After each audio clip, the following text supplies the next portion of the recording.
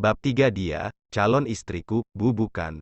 Maksud papa, Neo itu bandel, kamu lihat sendiri dia pulang larut malam gini, papa ingin Neo berubah dan bisa bertanggung jawab dengan dirinya dan juga kamu mau kan melaksanakan amanah orang tuamu, jelas Mario hati-hati, hampir saja.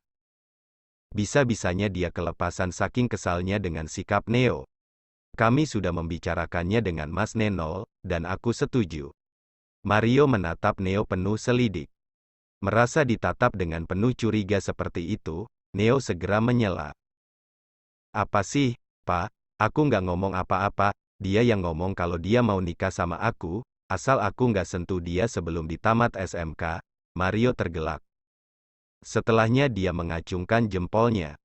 Bagus, Una, emang seperti itu seharusnya. Jadi papa nggak perlu repot-perot lagi memberi ultimatum pada lelaki ini.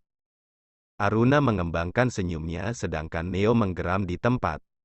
Asteris, Una kamu punya hutang dengan kita, bagaimana bisa kamu digendong sama Neo si CEO yang fenomenal itu, todong Salsabila saat Aruna baru saja menginjakan kaki di laman sekolah?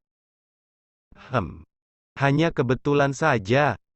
Mana mungkin kebetulan, Una, dari ributan rakyat Indonesia ini mencari perhatiannya dan hanya Aruna Meidita yang digendong sama Neo. Kamu beruntung banget, Una. Lebay, sana jauh-jauh, aku mau baca buku lagi. Tapi serius Una, ada hubungan apa kamu sama CEO tampan itu?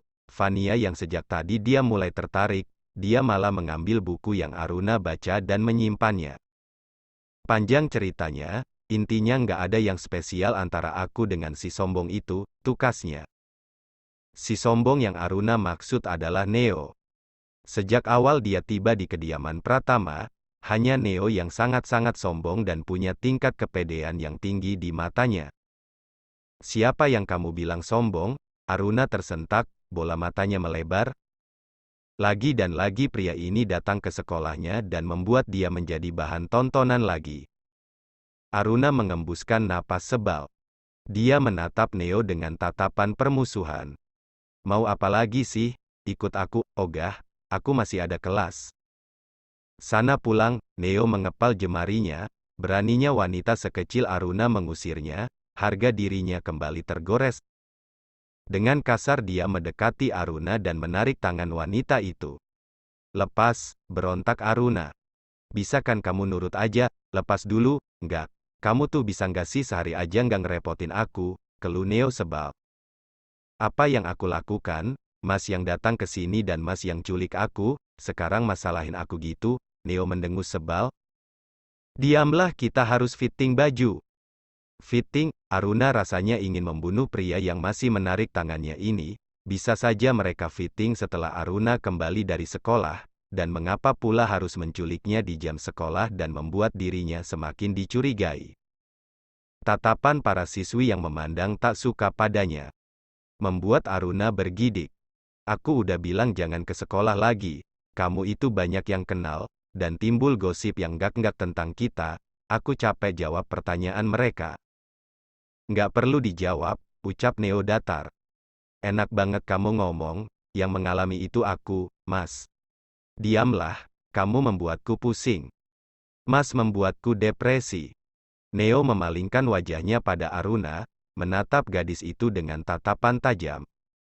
Ngomong lagi kamu, aku cium kamu sekarang, Aruna sontak menutup mulutnya. Yang benar saja, apa Neo barusan bilang mau menciumnya, ciuman pertamanya? Tidak, dia tidak akan memberikan ciuman pertamanya pada Neo.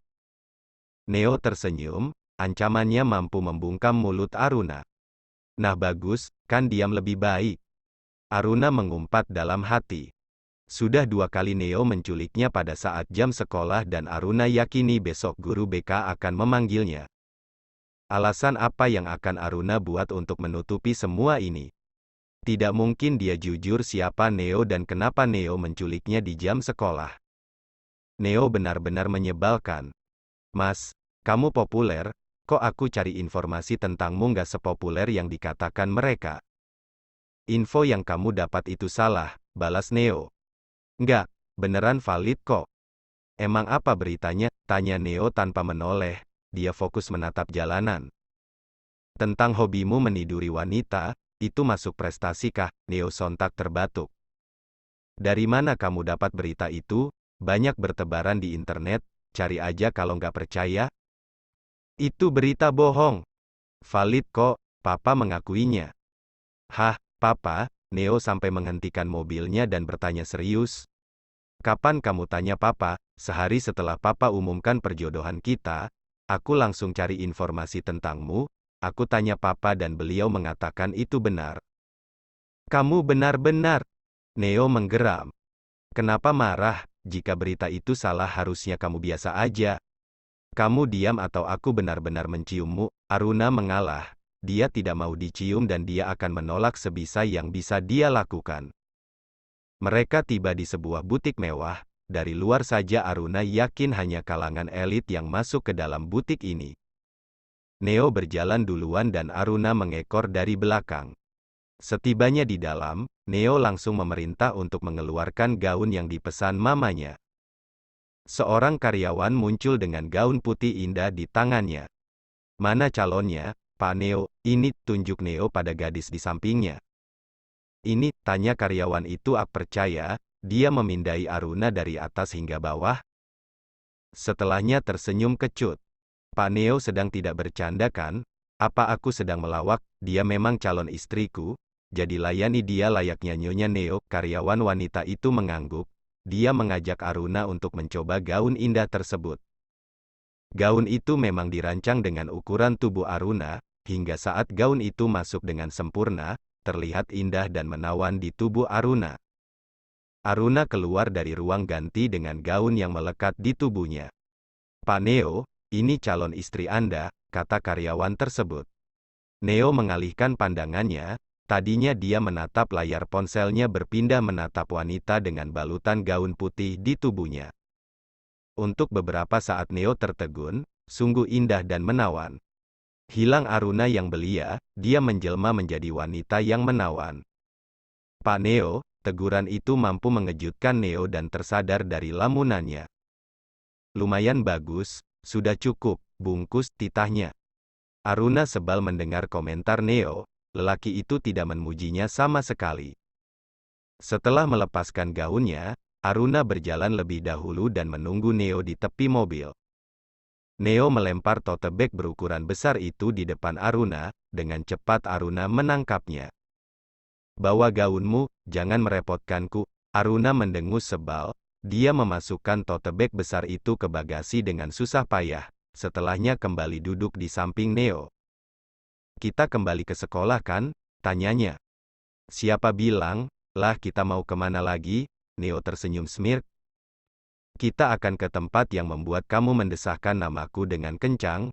Hah, yang benar saja, bangsat. Aruna keluar dari mobil itu dan membanting pintu Lotus Black dengan kasar setelahnya dia berlari menjauhi mobil Neo. Di dalam mobilnya Neo tersenyum puas. Aruna benar-benar polos dan dia puas membuat wanita itu sebal setengah mati. Lah, beneran kabur dia? Hei Una, tunggu, bersambung.